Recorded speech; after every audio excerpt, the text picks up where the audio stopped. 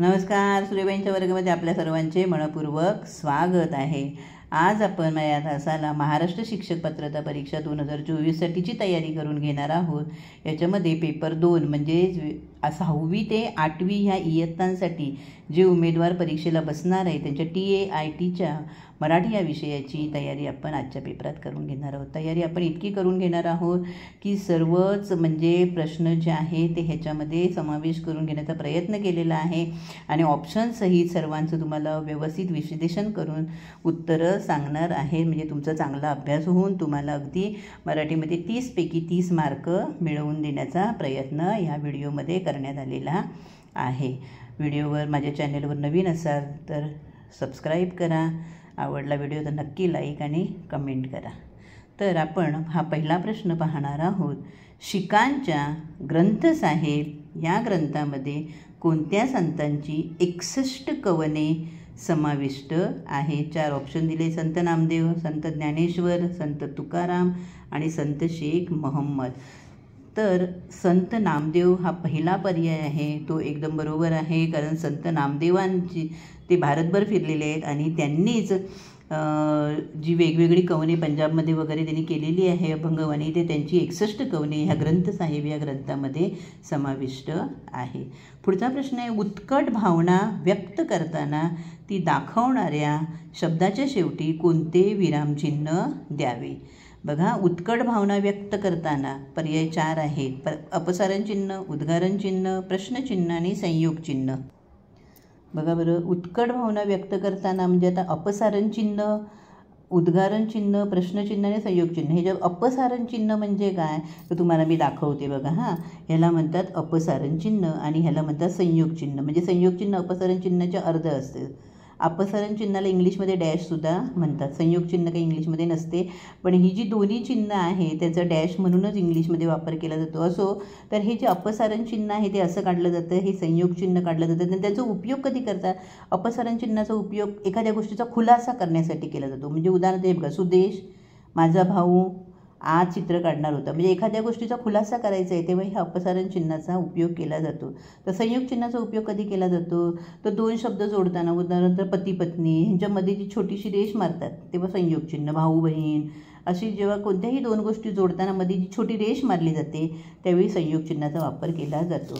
पण आपला प्रश्न इथे काय आहे? उत्कट भावना व्यक्त करताना ती दाखवणाऱ्या शब्दाच्या शेवटी कोणते विरामचिन्ह द्यावे? तर अपसारण चिन्ह तर नाही वापरणार, उद्गार चिन्हाचा त्यावेळी वापर केला जातो. म्हणजे उत्कट भावना व्यक्त करण्यासाठी उद्गार चिन्हाचा वापर केला जातो. प्रश्नचिन्ह तर ज्यावेळी प्रश्न वाक्यात असतो त्याचवेळी. पुढचा प्रश्न पाहूया आपण. प्रश्न 3 आहे. य य य य हे गण असणारे वृत्त कोणते? आता 4 पर्याय दिले त्यांनी. इंद्रवज्रा, भुजंगप्रयात, वसंत तिलका आणि मालिनी. आता तुम्हाला बघा, मी तुम्हाला जास्त सोपं पडावं म्हणून मी काय केलं आहे, आता ह्यावेळी य य य य म्हणजे ह्याचे जे आहेत म्हणजे बघा मी 4 दाखवले आहे. म्हणजे य य य य जे आहे ते भुजंगप्रयातचे गण आहेत. ही 4 जी आहे ते अक्षर गणवृत्त आहे. भुजंगप्रयातचं गण कोणतं आहे? य य य य. वसंत तिलकाचं कोणतं आहे? त भ ज ज ग ग.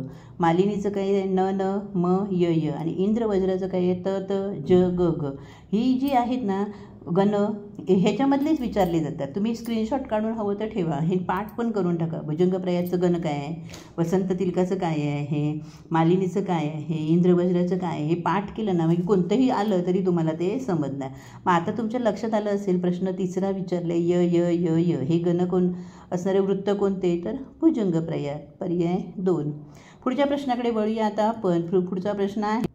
पुढचा प्रश्न आहे 4. उपमेयाला उपमेयाचीच उपमा दिली जाते तेव्हा कोणता अलंकार होतो? 4 पर्याय दिले. दृष्टांत, अतिशयोक्ती, अनुप्रास आणि अनन्वय. बरोबर. दृष्टांत हा जो आहे अलंकार तो केव्हा वापरला जातो? जेव्हा एखाद्या गोष्टीचा खुलासा करायचा आहे, जेव्हा एखाद्या गोष्टीचा एखादी गोष्ट समजावून सांगताना त्याचं दाखला दिला जातो, उदाहरण दिलं जातं. म्हणजे मुंगी साखरेचा रवा, लहानपण देगा देवा, ऐरावत रत्न थोर त्याचं अंकुशाचं मार. म्हणजे हा उदाहरण दिलेलं आहे अभंगातून. मग त्यावेळी दृष्टांत अलंकार वापरला जातो उदाहरणं देण्यासाठी. अतिशयोक्ती नावातूनच कळते. इथे एखादी कल्पना इतकी फुगवून सांगितली जाते की प्रचंड प्रमाणामध्ये अतिशयोक्ती केली जाते. त्यावेळी अतिशयोक्ती अलंकार. अनुप्रास जो आहे हा शब्द अलंकार आहे. म्हणजे अलंकाराचे जे 2 प्रकार आहेत, शब्द अलंकार आणि अर्थ अलंकार, त्याच्यातले हे जे 3 आहे, दृष्टांत, अतिशयोक्ती आणि अनन्वय, हे अर्थ अलंकार आहेत. अनुप्रास हा शब्द अलंकार आहे. तर अनुप्रासमध्ये एकाच अक्षराची पुन्हा पुन्हा पुनरावृत्ती होते, त्यावेळी त्याला अनुप्रास. म्हणजे काय, बालिश बहु मायकात बडबडला, म्हणजे ते ह्या ओळीमध्ये ब ह्या अक्षराची पुनरावृत्ती झाल्यामुळे त्याला काय झालं, एक नाद, सौंदर्य प्राप्त झालं, त्याला अनुप्रास म्हणतात.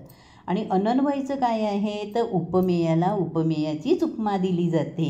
आलं लक्षात? म्हणजे उपमेय इतकं श्रेष्ठ असते की त्याला दुसऱ्या कोणाची उपमा दिली जात नाही, म्हणून त्यावेळी त्याची म्हणजे कोणाशी तुलना होत नाही त्यावेळी. म्हणजे आता हे बघा, अशी वाक्य असत, झाले बहु, होतील बहु, आहेतही बहु, परंतु या सम हाच. म्हणजे आणखीन त्याला कोणाची उपमा दिली जात नाही, उपमेयाला उपमेयाचीच उपमा दिली जाते.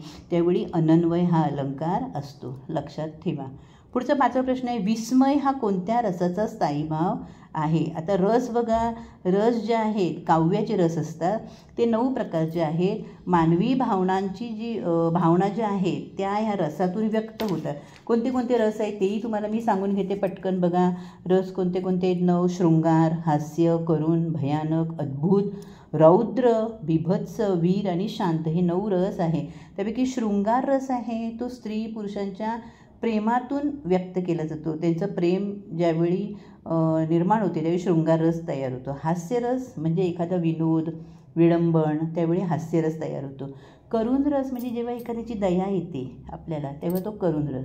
भयानक म्हणजे भीती, अद्भुत म्हणजे विस्मय. आलं लक्षात? एखादी गोष्ट आश्चर्यकारक करणारी असतील, उदाहरणार्थ अलीबाबांनी 40 चोर, ह्या गोष्टीमधून अद्भुत रस व्यक्त होतो. रौद्र म्हणजे खूप मोठं रूप, रौद्र रूप म्हणजे मोठं एकदम रूप. बिभत्स म्हणजे घाण वाटते, किळस वाटतो, त्यावेळी बिभत्स. वीर म्हणजे पराक्रम, शौर्यामधून वीररस. आणि शांत म्हणजे जेव्हा आपण देवाची प्रार्थना करतो वगैरे, देवाची भक्तिगीतं गातो, त्यावेळी शांतरस त्याच्यातून व्यक्त होतो.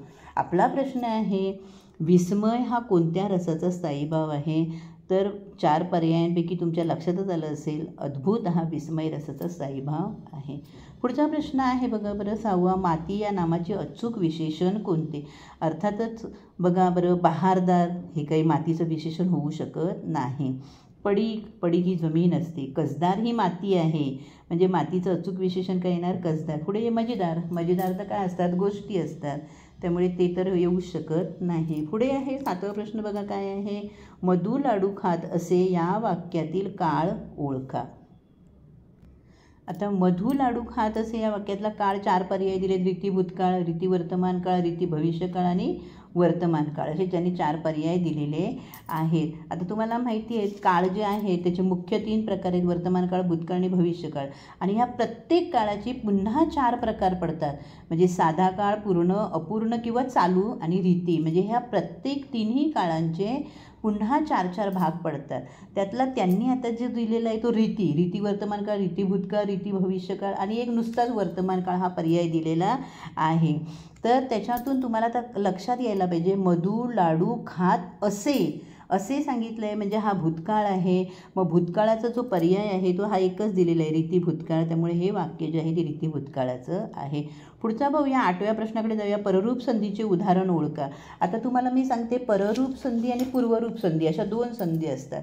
आता पररूप संधीमध्ये काय असते बघा, पररूप संधीमध्ये जे असते ना, म्हणजे पहिल्या 2 जी आहेत संध्या, 2 जी हे आहे पदं, त्याच्यातल्या पहिल्या जो स्वराचा ज्यावेळी लोप होतो त्यावेळी ती पररूप संधी असते. आणि ज्यावेळी हे बघा इथे दुसऱ्या स्वराचा ज्यावेळी लोप होतो त्यावेळी ती पूर्वरूप संधी असते आणि पहिली राहते. म्हणजे बघा ही मी जी त्यांनी 4 पर्याय दिलेले आहेत.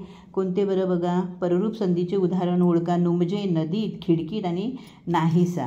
हां, तर नुमजेचं मी तुम्हाला इथे संधी करून दाखवली आहे बघा. नुमजीची काय, न अधिक अ, न अधिक अ ही त्याचं हे झाली, फोड झाली, हा विग्रह. आणि न अधिक उमजे ही पूर्ण शब्दाची विग्रह केला आहे. आता ह्याच्यातला अ जो आहे त्या अचा, हा बघ अचा लोप झाला आहे आणि नला उ जोडून नू झालं आहे, नुमजे झालं आहे. म्हणजे काय झालं आहे, पहिले जे आहे पहिला स्वर आहे त्याचा लोप झालेला आहे.